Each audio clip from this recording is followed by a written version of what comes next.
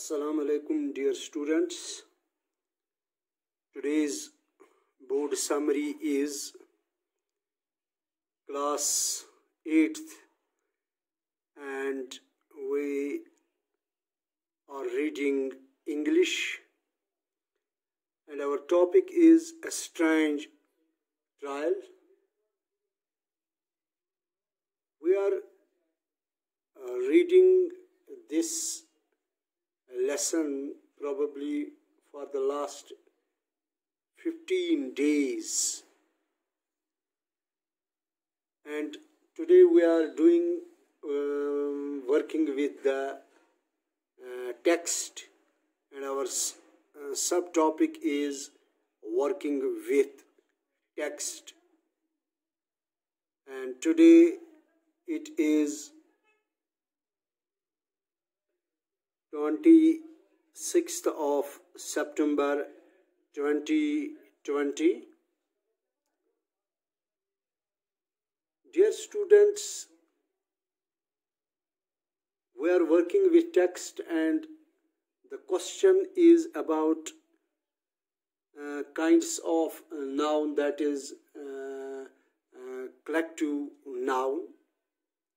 So yesterday we learned about it. What is a collective noun? Because we have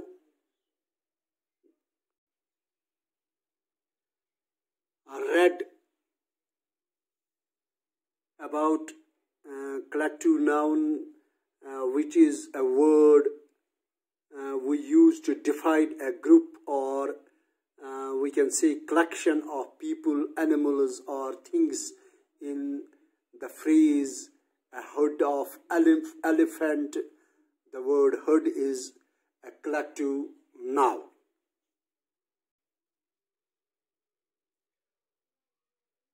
We learned about this class of student,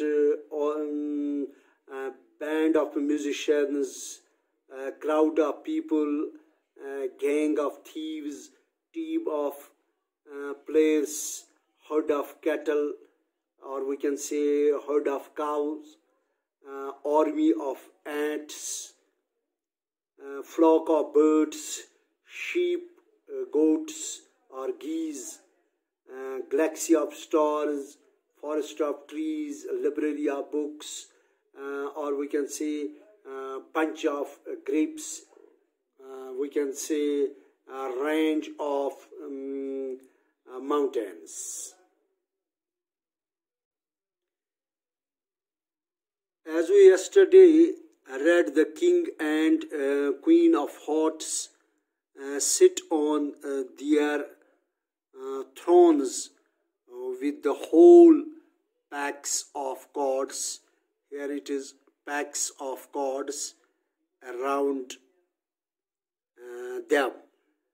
तो जो यहाँ पर इस sentence में PACS of cards है, इसी के मुतालिक आज हम फिर जो बुक्स में दिए गए हैं, हमने कल वो खुद किए थे, तो आज हम ये फ्रेजेस फिर इसी बुक के हिसाब से करेंगे. तो यहाँ पर मैं ये बात ज़रूरी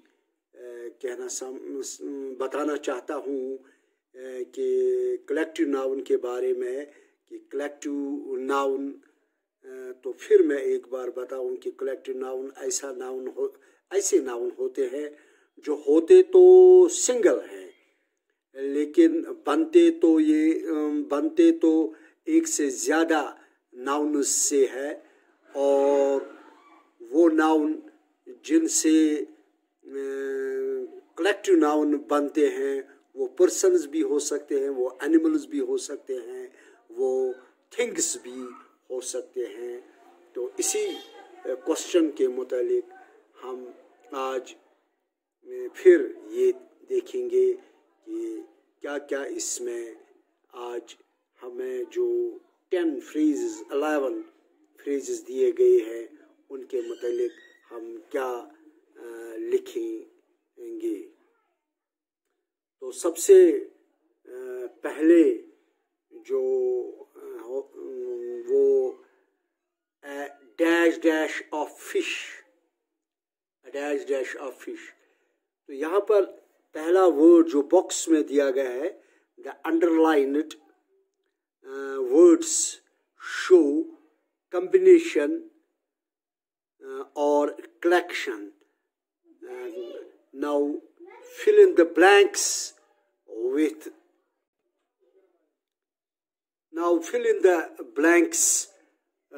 by choosing the words from those given in the box. तो जो बॉक्स में दिए गए वर्ड्स हैं उनको हम यहाँ इनमें हमें लिखना है, लेकिन जो करेक्ट है वही हमें लिखना है। तो पहला जो है a dash dash of fish, a dash dash of fish, इसका हमें देखना है कि बेबी आएगा, ब्रूड आएगा, थ्रॉन्ग आएगा, स्टॉप आएगा या स्वीट आएगा या चेन आए इसमें।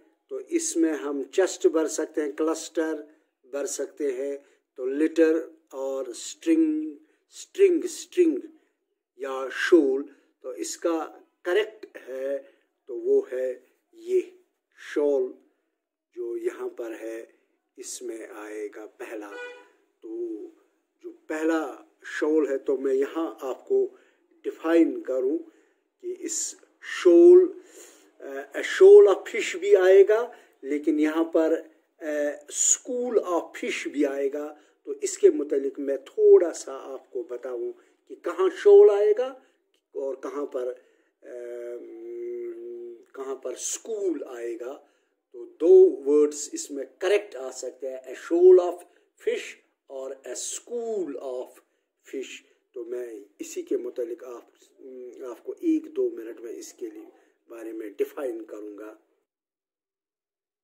अगर क्वेश्चन होगा is it A school of fish और ए शोल ऑफ फिश, तो इसके बारे में मैं ये बताना चाहता हूँ कि इन बायोलॉजी में एनी ग्रुप ऑफ फिश जो होता है, any group of fish that stay together for social reasons और शोलिंग।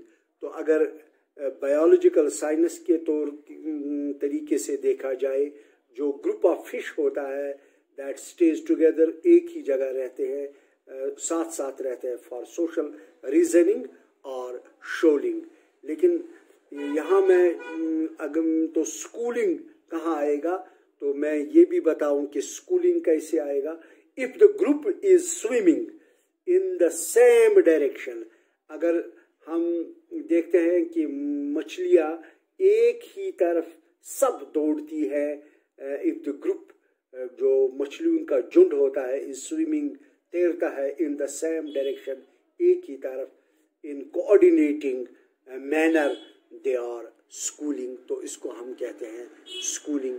तो यहाँ पर इसने दिया है, अगर स्कूलिंग दिया होता तो स्कूलिंग लिखा होता, लेकिन यहाँ पर लिखा है शोल, तो यहाँ पर शोल करेक्ट इसका आंसर है।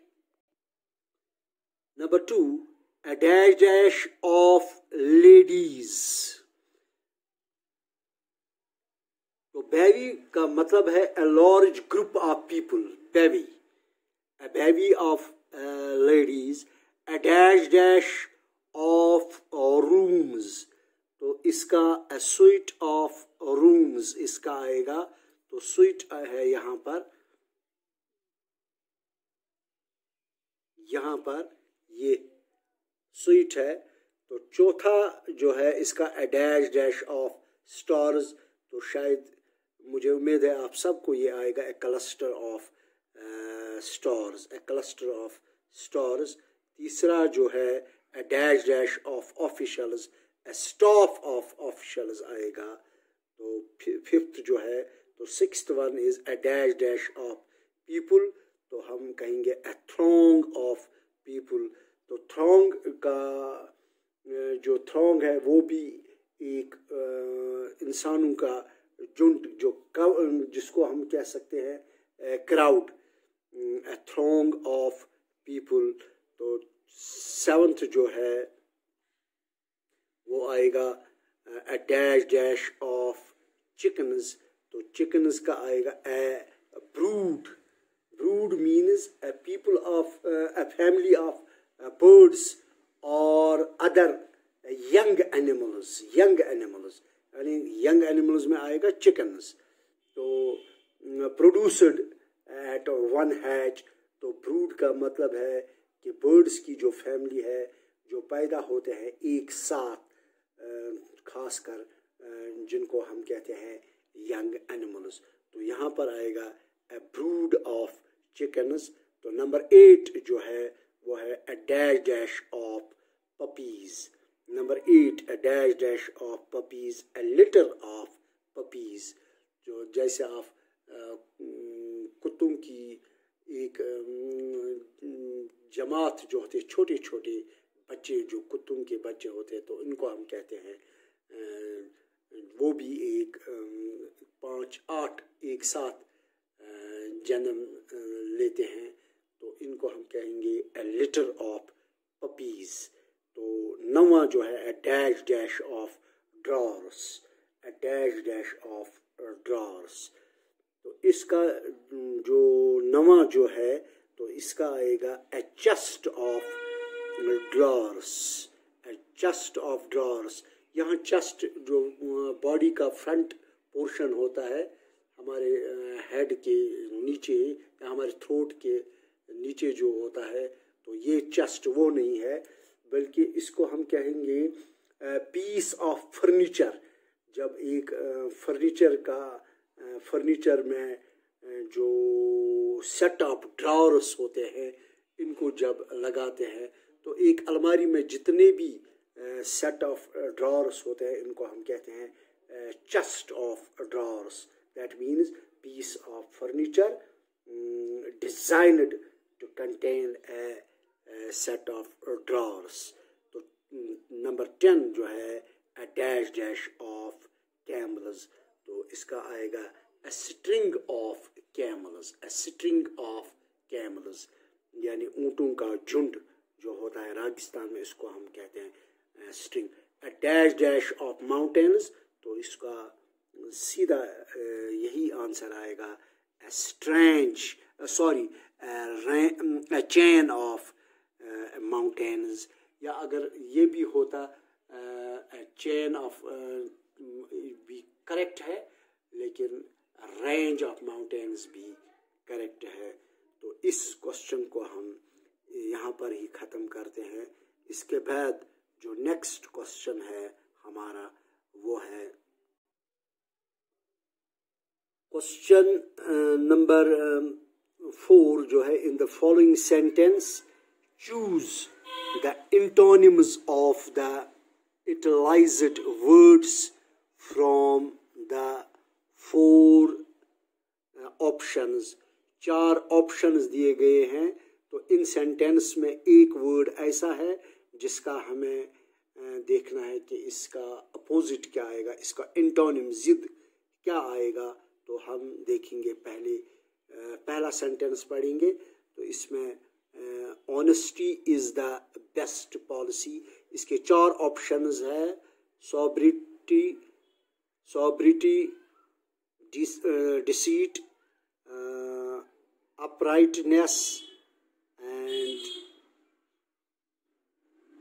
रेक्टिट्यूड है। ये रेक्टिट्यूड है, RECTITUDE रेक्टिट्यूड। तो इसका हमें देखना है कि ऑनेस्टी में ऑनेस्टी का अपोजिट क्या आएगा। तो हम इसको सीधा कह सकते हैं कि डिसऑनेस्ट आएगा इसका, डिसीट आएगा इसका अपोजिट ऑनेस्टी का। Honesty is the best policy. तो इसमें ऑनेस्टी है, तो इसको हम देखेंगे कि इसमें से यहाँ पर डिसीट लिखा है। तो यहाँ पर नेक्स्ट है हमारा, the chairman initiated the proceeding with a brief speech. तो चेयरमैन ने आगाज किया है एक मुख्तसर तकरीर से कार्रवाई का आगाज़ किया है मुख्तसर तकरीर से, तो हमें देखना है कि इसका एंटोनिम जो है वो क्या आएगा। तो इसमें देखा है कॉम्प्लिकेटेड, स्टार्टेड, क्लोज्ड और कंफ्यूज्ड। तो इसका करेक्ट आंसर जो है वो है, तो यहाँ पर इनिशिएटेड का इसका लिखेंगे हम क्लोज्ड, बी का स्टार्टेड और सी इसमें क्लोज्ड आएगा। तो नंबर 3 जो है William Wordsworth is celebrated for his lucid style. तो ल्यूसिड स्टाइल को मैं यहाँ पर पहले बताऊं कि ल्यूसिड स्टाइल क्या होता है। ल्यूसिड स्टाइल जो होता है ये manner of doing, presenting things that is very clear and understandable, या हम ये भी कहेंगे clearly expressed and easy to understand. इसको हम कहते हैं ल्यूसिड स्टाइल। ल्यूसिड जो होता है वो क्लियर होना, इसको हम कहते हैं क्लियरली एक्सप्रेस्ड और we can say easy to understand, जो आसानी से हम समझ सकें। तो जो इसका स्टाइल है, यानी स्टाइल को हम ये भी कह सकते हैं a manner of doing, presenting things.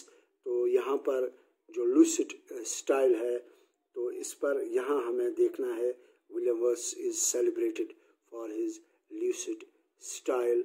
तो यहाँ पर इसका लिखेंगे हम नोटोरियस, अनपॉपुलर और अननोन और वी कैन से रेनाउंड। तो इसका अपोजिट जो आएगा वो है नोटोरियस, नोटोरियस बदनाम। तो यहाँ चौथा जो है तो इसको ये है a faithful officer is always vigilant towards his duties। तो हमें यहाँ पर vigilant का अपोजिट देखना है। innocent ये भी नहीं आएगा, ignorant ये भी नहीं आएगा, irresponsible, careless। तो यहाँ पर इसका करेक्ट आंसर जो है वो आएगा केयरलेस, जो डी ऑप्शन डी है वही आएगा। तो डियर स्टूडेंट्स, ये थे हमारी 4 जो ऑप्शंस इसमें दिए गए हैं। तो यहाँ पर एक और जो क्वेश्चन दिया गया है वो है let us talk act out A small trial in the class. तो क्लास में हम एक ट्रायल करेंगे, उस ट्रायल को लेट अस वन स्टूडेंट, तो उसमें से स्टूडेंट हमें एक स्टूडेंट को जज बनाना है, अनदर को लॉयर वकील बनाना है, वन एन एक्यूज्ड जिस पर इल्ज़ाम लगाए गए हैं तो उसको एक्यूज्ड भी बनाना है, एंड अनदर इज विटनेस, गवाह भी इसमें बनाने हैं। The rest of the class will be the audience. जो बाकी क्लास होगा वो ऑडियंस होगा या सामाइन जिन्हें हम कहते हैं वो सामाइन हो सकते हैं। तो इसको हम इस प्ले को हम अपनी क्लास में भी एक्ट करा सकते हैं अपने स्टूडेंट्स से। तो डियर स्टूडेंट्स, मैं आपसे यहाँ पर इजाज़त चाहता हूँ, इसके साथ ही कि इस जो लेसन जो है यहाँ पर ये एंड होता है। जो हमारा स्ट्रेंज ट्रायल है इसको हमने वर्ड बाय वर्ड मैंने इसको समझाया है, और आपसे उम्मीद है कि आप इस लेसन को 1-2 बार देखेंगे। तो मैं यही उम्मीद करता हूँ कि आप पूरी तरह से समझ आएंगे। तो मैं यहाँ आपसे इजाज़त चाहता हूँ। खुदा हाफिज़।